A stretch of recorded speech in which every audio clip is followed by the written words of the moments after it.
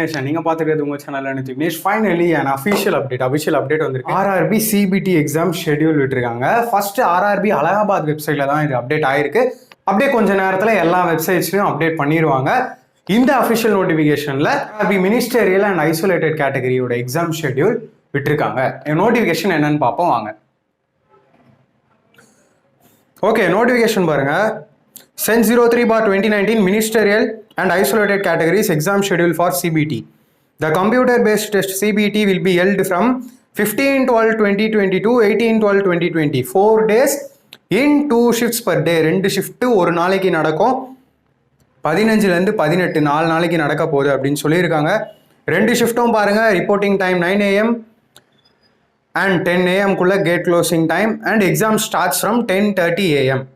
90 minutes and extra 30 minutes கொடுப்பாங்க for eligible PWBD candidates with scribe. Shift 2ல அதே மாதிரி 1:30 reporting time, 2:30 get closing and 3 PM exam start ஆகுது.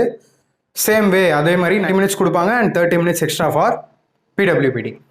Shift wise time டேபிளும் கொடுத்துருக்காங்க பாருங்க. 15, 16, 17, 18 தேதியில நடக்குது அண்ட் அந்தந்த கேட்டகரி வைஸாக நடத்துவாங்க.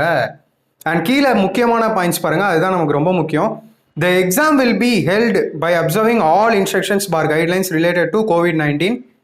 The link for exam city date and shift intimation and mock test will be made live from 5/12/2020 onwards on official websites of all RRBs.